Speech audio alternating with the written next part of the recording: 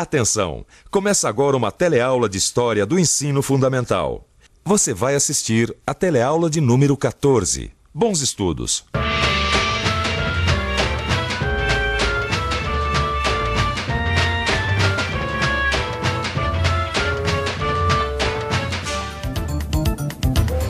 Independência ou morte? Garanto que você já ouviu essas palavras antes. Não ouviu? Acho até que você sabe quem deu o grito da independência e quando. Agora, você sabe como e por que a independência do Brasil aconteceu? Esta é a história que nós vamos investigar hoje. Até logo.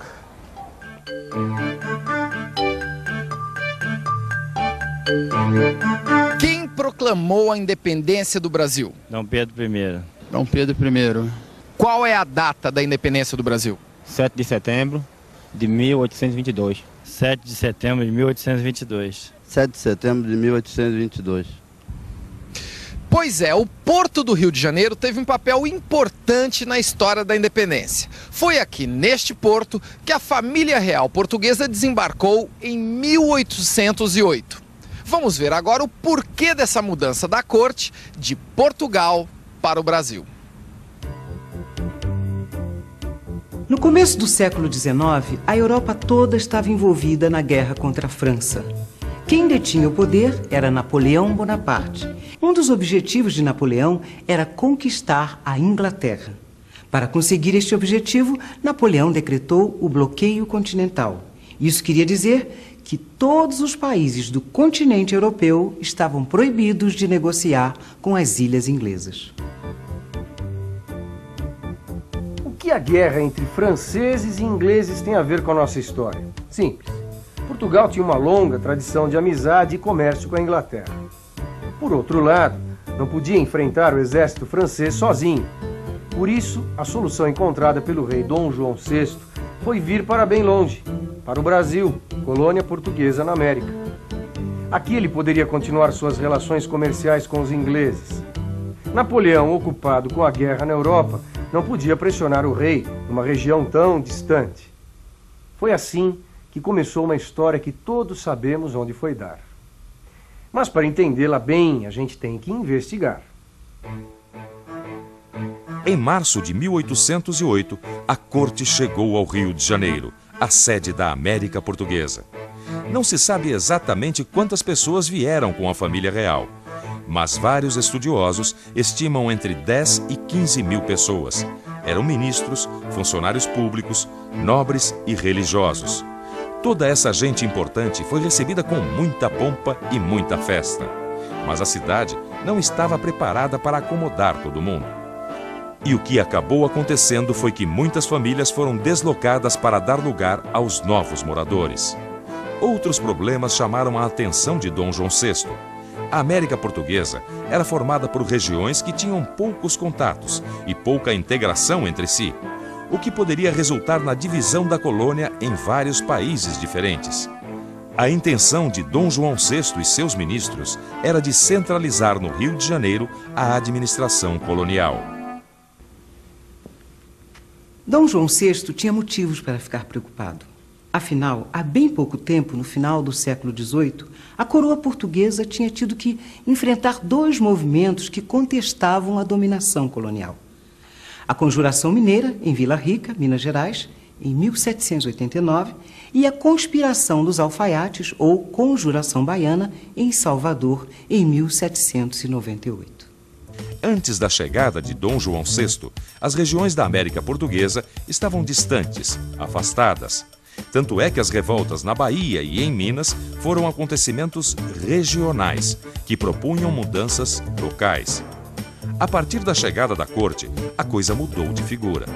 Um importante grupo de proprietários, comerciantes e funcionários começou a se interessar pela permanência da família real no Brasil e pela criação de um império americano. Para a construção desse império, era necessário estabelecer relações econômicas com outros países. É com esse objetivo que Dom João VI assina a abertura dos portos às nações amigas.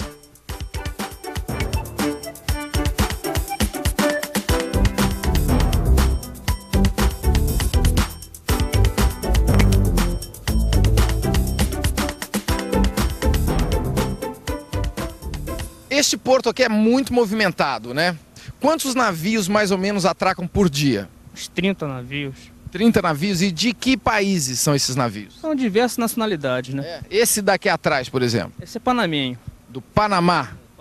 E esse aqui no nosso lado direito? Esse é grego. Da Grécia. Da Grécia. Que tipo de mercadorias que chegam no porto? São diversas mercadorias também que entram e saem do porto. Por exemplo? Granéis, trigo. Bobinas de papéis, temos produtos químicos. E quantas toneladas entram e saem do porto por dia? 350 mil toneladas. 350 mil. Quanto que representa em dinheiro por dia essas mercadorias? A base de 40, 50 milhões de dólares.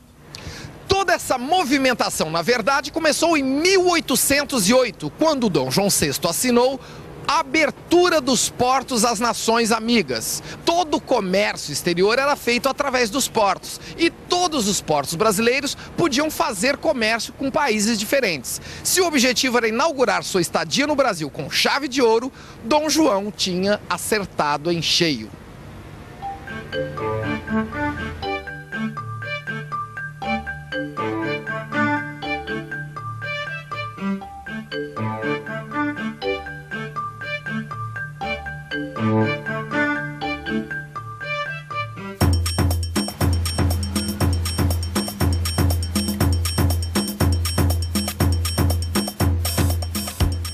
Andando pelo centro velho do Rio, a gente pode ver que Dom João VI levou a sério o propósito de transformar a cidade numa verdadeira capital.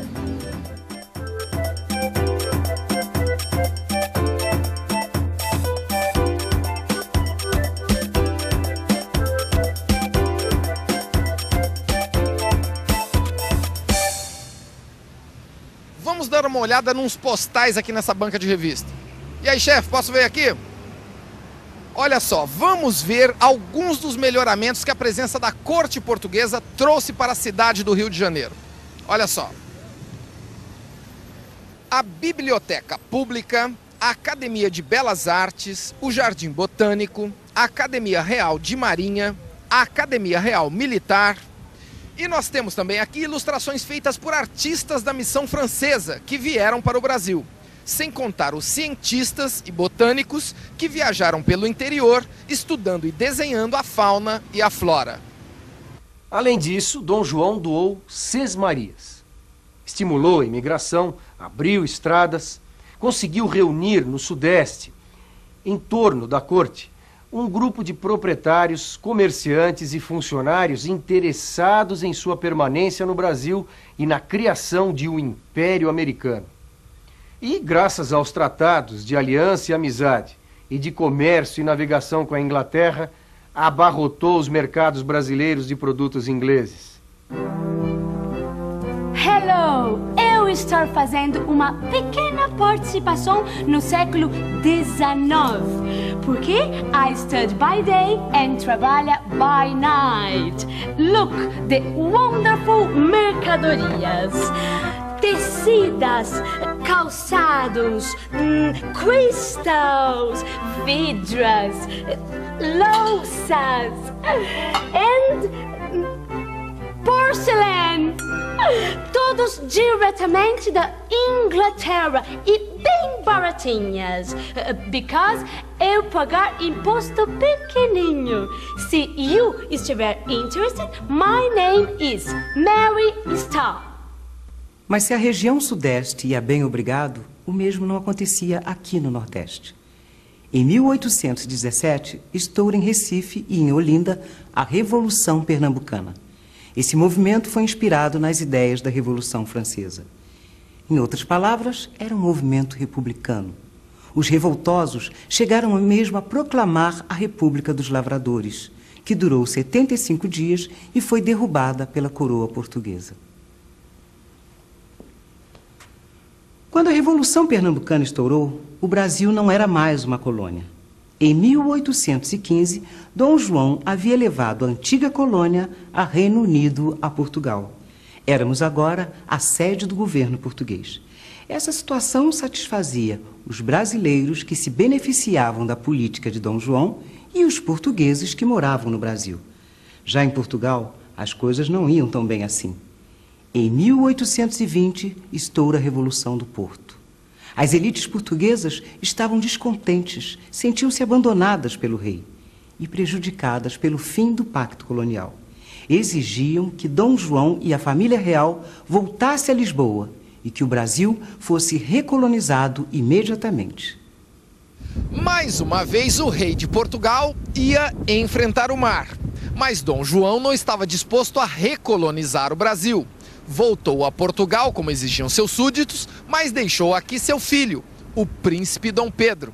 Sem um representante da família real, o Brasil podia tomar o rumo das outras colônias americanas, fazer uma revolução e proclamar a República. O resto da história eu mesmo posso contar. O grupo que apoiava Dom Pedro era o mesmo que apoiava o pai dele. Esse grupo não queria a República. Tinha medo que numa guerra de independência o país se dividisse. Também havia muito receio de rebeliões de escravos. Por outro lado, cada vez mais brasileiros queriam a independência, como nós podemos ver por esses jornais da época.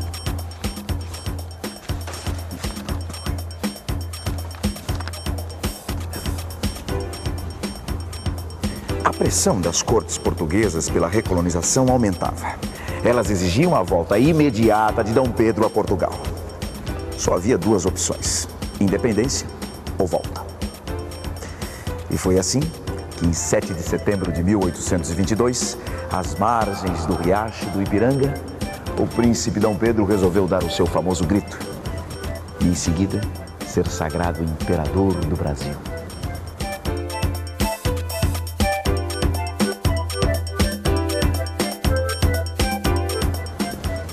Mas fica sempre uma perguntinha no ar, não é? Por que Império do Brasil e não República do Brasil? E atenção, se liga aí que é hora da revisão. Na aula de hoje, vimos que em 1808, o rei de Portugal, Dom João VI e toda a corte vieram para o Brasil fugindo de Napoleão Bonaparte. Aqui, Dom João encontrou as províncias da colônia muito desunidas e adotou uma política habilidosa. Concentrou a sede do poder no Rio de Janeiro e passou a oferecer terras e vantagens comerciais para quem se estabelecesse na região. Acabou com o pacto colonial, abrindo os portos. Estimulou a educação, a cultura e as artes.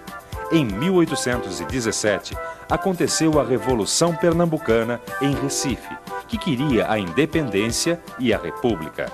Dom João enviou forças para reprimir o movimento.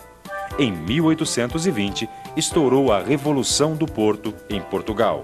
Os revoltosos pediam a volta da família real e a recolonização do Brasil. Dom João voltou, mas deixou seu filho, Dom Pedro, tomando conta do país. 2 anos depois, em 1822, Dom Pedro proclamou a independência e foi coroado imperador do Brasil. Está aí, hein?